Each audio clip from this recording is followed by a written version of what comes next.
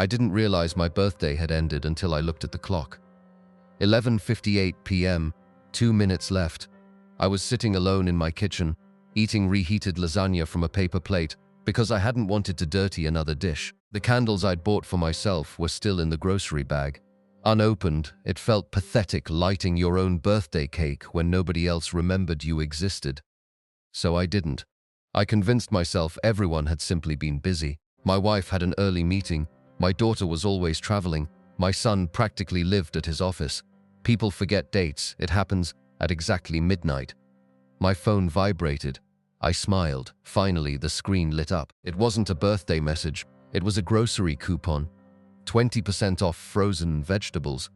I laughed, not because it was funny, because sometimes disappointment becomes so ridiculous that laughing is the only thing your pride will allow. My name is Nathan Holloway. I'm 67 years old. And the day my family ignored my birthday was the day I accidentally discovered they hadn't forgotten it at all. They had planned it. The next morning, I wasn't looking for answers. I was looking for my reading glasses. My wife, Elaine, had borrowed my tablet the night before to pay a few household bills. She left it charging on the breakfast counter. As I unlocked it, a notification slid across the screen. Family circle, 5 new messages. I wasn't trying to snoop. In 42 years of marriage, I'd never read Elaine's private conversations. I reached to clear the notification before I touched it. One line appeared in the preview. Caleb, did Dad say anything yesterday? Yesterday, my birthday. Without thinking, I tapped it. The conversation opened. The first message had been sent 3 days earlier. Olivia, don't forget Dad's birthday is Monday. A smile crossed my face, so they had remembered. Then I read the next message. My wife replied, Elaine, please don't make a big deal out of it. Then my son answered, Caleb, honestly, let's skip it. Another message, Olivia, are you sure? Then, the sentence that changed everything, Caleb, ignore Dad today. He doesn't deserve the attention. I stopped breathing, the messages kept coming. I don't want another one of his speeches. He'll think we're suddenly close again. Just let the day pass. We'll say we forgot. My wife responded with a thumbs up emoji, a simple thumbs up, 42 years together, reduced to one blue thumb agreeing I deserved nothing. I kept scrolling. Every excuse I'd accepted over the past year suddenly looked different. Missed Sunday dinners, cancelled fishing trips, family vacations I was too busy to join, photographs I'd never seen, restaurants I'd never been invited to. They hadn't drifted away. They had been carefully leaving me behind. Then I noticed something else. At the top of the chat, there were only 4 members, Elaine, Caleb, Olivia, and Olivia's husband, Marcus. I wasn't in the family group. There was another conversation, one that existed specifically without me. I set the tablet down very carefully. Not because I was angry, because my hands had started shaking. For several minutes, I simply stared out the kitchen window. The maple tree I'd planted when Caleb was born had grown taller than the roof. I remembered him helping me water it with a tiny green bucket. He couldn't have been more than 4. Back then, he used to cry if I left for work before he woke up. Now, he was organizing meetings to erase me from my own family. The strange thing wasn't the pain, it was the clarity. When people finally stopped pretending, you stopped making excuses for them. Elaine walked into the kitchen a few minutes later. Morning. She poured herself coffee without looking at me. Morning. You sleep okay? I did, she smiled. Good. Not once did she mention my birthday. Not once did she apologize. She simply sat across from me reading the morning news, as though yesterday had never happened, as though 42 years together had become ordinary enough to ignore. I watched her for a long moment, then I smiled. Not at her, at an idea, because for the first time in my life, I understood something I'd spent decades refusing to believe. They thought I needed them. Every decision they'd made, every insult they'd quietly shared, every plan they'd built, rested on one assumption, that I'd keep showing up. Keep paying, keep fixing problems, keep being available. They believed I would always remain exactly where they had left me. They were wrong. I quietly finished my coffee, picked up my car keys, and drove somewhere I hadn't visited in nearly 12 years, a place none of them even knew I still owned. By sunset, the first move of my plan was already in motion. None of it involved shouting. None of it involved begging, and none of them had the slightest idea that the man they'd agreed to erase was about to erase every advantage they'd spent years taking for granted. The place was an old brick building on the east side of town. Most people drove past it without noticing. No sign, no flashy entrance, just a brass plaque beside the door, Holloway Property Management. I hadn't stepped inside in almost 12 years. The receptionist looked up from her desk. For a second she seemed confused, then her eyes widened. "Mr. Holloway," I smiled. "It's been a while." She stood immediately. "I'll let Mr. Prescott know you're here." 5 minutes later, a tall man with silver hair hurried down the hallway. "Nathan." He shook my hand with both of his. "I was beginning to think you'd retired somewhere without telling me. I've been thinking about it." He laughed. "You've been saying that since 2014. His name was Graham Prescott, 59 years old, former accountant, current managing director of every commercial property I owned. Not inherited, not won, not hidden, built, one purchase at a time over 37 years, a warehouse, 3 medical offices, 2 apartment buildings, a small shopping plaza, a self-storage facility. Nothing glamorous, just steady investments made while everyone else assumed I spent my weekends fishing. Even Elaine didn't know how much the portfolio had grown, because she'd never cared. Whenever I tried discussing business, she'd smile politely and say, "You handle all the boring money stuff." So I did.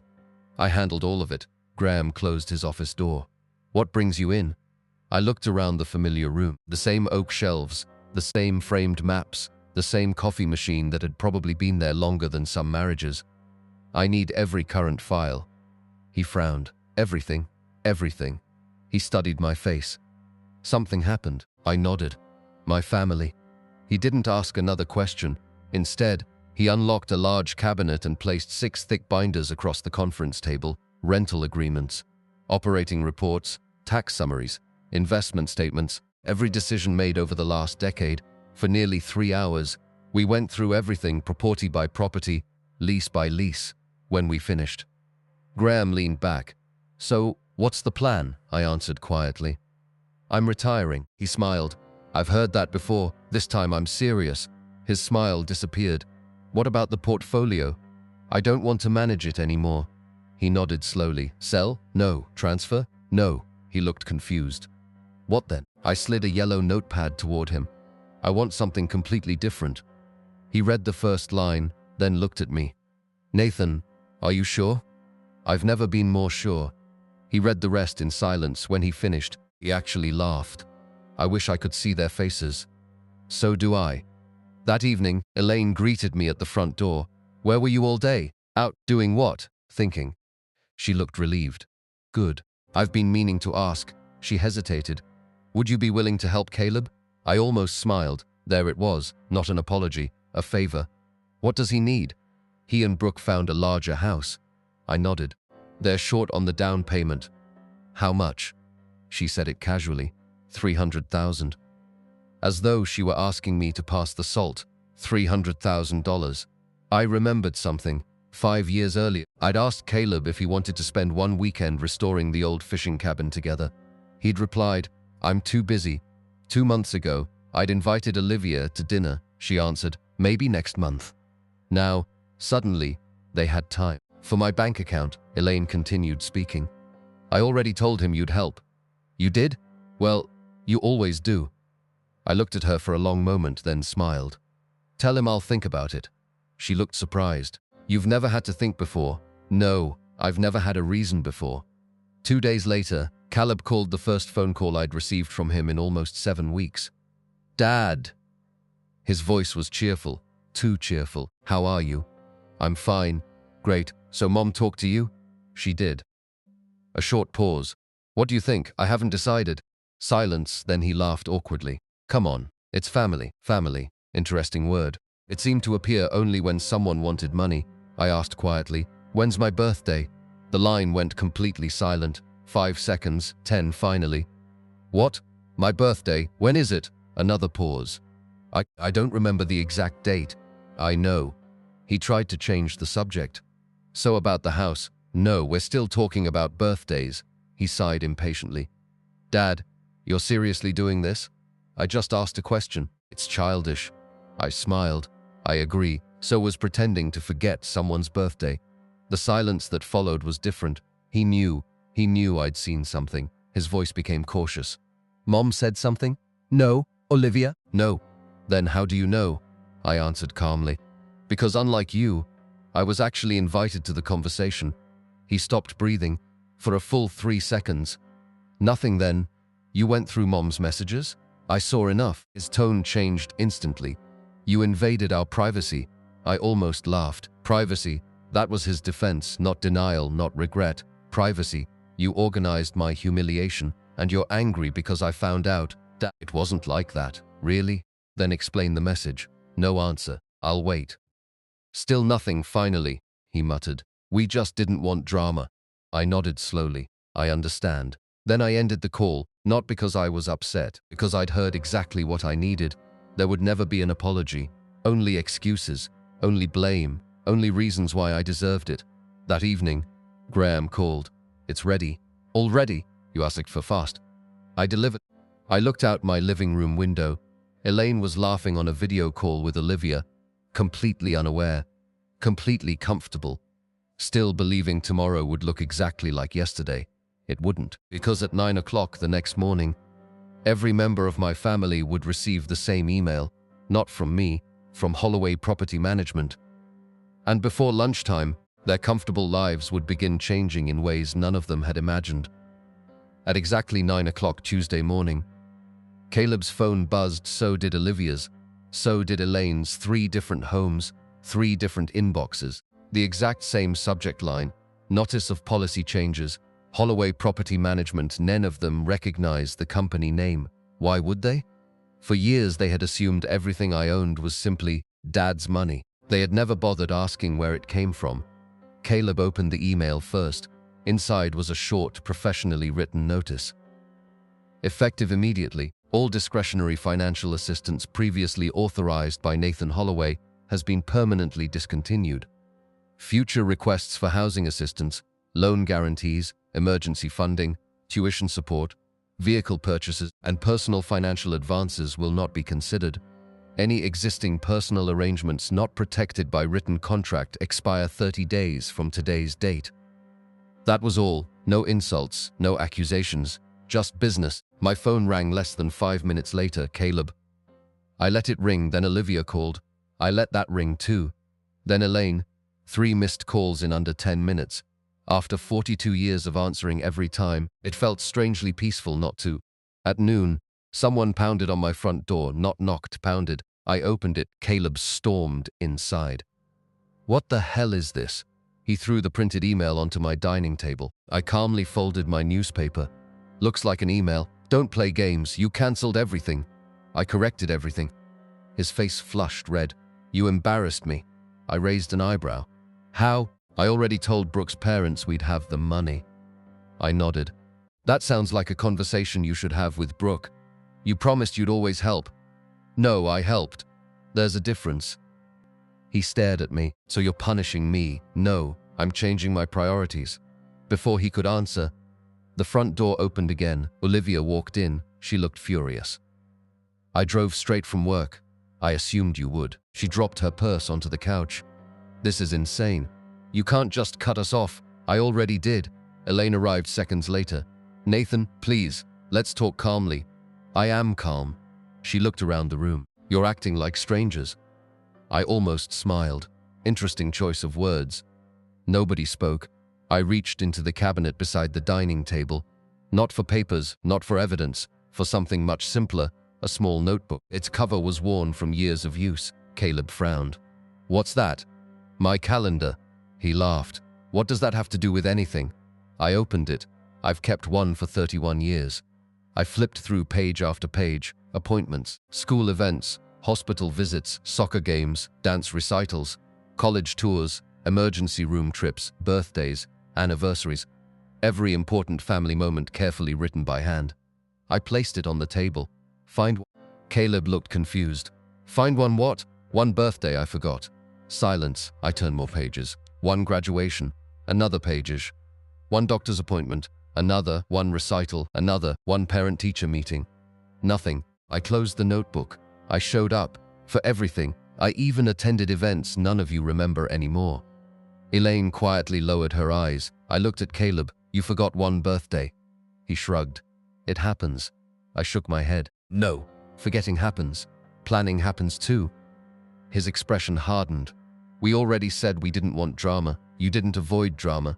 You created humiliation. Olivia crossed her arms. You are making this bigger than it was. I looked directly at her. Do you know what hurt the most?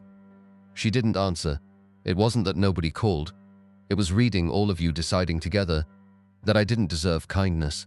Nobody had a response. Not one, because there wasn't one. Finally, Elaine spoke. Made a mistake. I looked at her. No, you made a choice. They're different. She began crying. I didn't think you'd ever see those messages. I know, and that's exactly the problem. The room fell silent again, then Caleb stepped forward. So what now? You expect us to beg? No, I expect nothing. He laughed bitterly. So that's it? You're done being our father? I answered quietly. No, you stopped treating me like your father long before I stopped financing your lifestyle. He clenched his jaw. You know what? Keep your money. I don't need it. I nodded. I hope that's true, because I knew something he didn't. Brooke had signed a purchase agreement. Her parents had already transferred their half of the down payment. Caleb's half was due Friday. Without it, the entire purchase would collapse. Not because I ruined it, because he'd promised money he didn't have. Thursday afternoon, Graham called. You were right. What happened? The bank contacted us. Caleb listed one of your commercial buildings as a financial reference on his mortgage application. I closed my eyes. He what? He claimed ongoing financial backing from you. I felt something I hadn't felt all week. Disappointment. Real disappointment. Not because he needed help, because he had expected to use my reputation without asking. Graham continued. The lender requested verification. What did you tell them? The truth. That no financial support exists. I nodded. Good. An hour later, Caleb called 15 times. I answered on the 16th. His voice exploded through the speaker. You sabotaged my mortgage. No, I declined to lie. You knew what would happen. I knew what honesty would do. You ruined everything. I stood at my workshop window looking out at the rain. Then I quietly asked one question. When did you become so comfortable spending money that wasn't yours? He said nothing. Neither of us spoke for several seconds. Then I ended the call. Not because I wanted the last word, because I finally understood something. My family hadn't forgotten my birthday because they hated me. They forgot it because they'd convinced themselves I would always stay exactly where they had left me. Quiet, available, and endlessly useful. Tomorrow, they were going to discover just how wrong they had been. Friday morning arrived without a single phone call, no apologies, no explanations.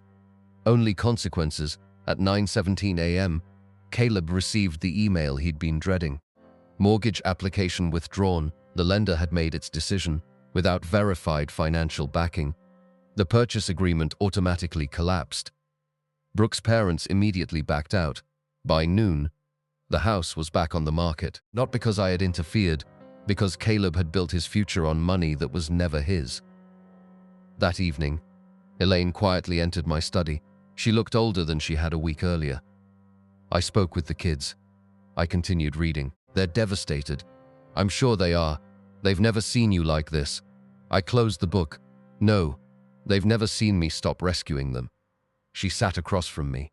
I keep asking myself where we went wrong. I answered honestly. It wasn't one day. It was thousands. Every time you laughed when they mocked me. Every time you told me to let it go. Every time my opinion became optional. She wiped away a tear. I should have defended you. Yes, you should have. There was no anger in my voice anymore. Only truth. Saturday morning, I invited everyone to the restaurant where we'd celebrated nearly every birthday for the past 20 years. The same private dining room, the same long oak table, the same corner window. Ironically, it was available because no one had booked it for my birthday. I arrived first. One by one, they walked in. Elaine, Olivia, Marcus. Caleb, Brooke. Nobody smiled. Nobody hugged. Nobody knew why I'd called them there. The waiter poured water before quietly leaving us alone. I looked around the table. This is the first time we've all been together in months." Nobody responded. I reached into my jacket, not for evidence, not for documents, not for some dramatic reveal. Instead, I placed 6 birthday invitations on the table. Every one of them was addressed to me. Same restaurant, same date, same reservation, same private room. I watched their faces change. Olivia picked one up. "What is this, the reservation confirmations?" She frowned. "I don't understand. I made the reservation 6 months ago."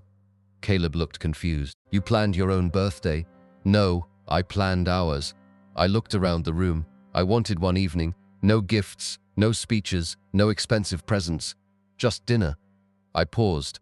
The restaurant called me the next morning. Elaine looked up. They asked if I'd like to cancel.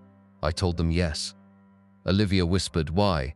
I held her gaze. "Because every single one of you had already called separately to cancel your attendance." Silence. Absolute silence. Marcus slowly looked at his wife. Brooke stared at Caleb. Elaine covered her mouth. I continued. "The manager thought there had been some emergency. There hadn't. You each gave a different excuse. Busy. Travel. Work. But every cancellation happened within 20 minutes. I let that sink in. I didn't know then that you'd all planned it together." Now nobody could even look at me. Caleb finally spoke. "Dad, I'm sorry." The words sounded unfamiliar, as though he'd never practiced them. "I believe you." Hope appeared on his face. Then I continued.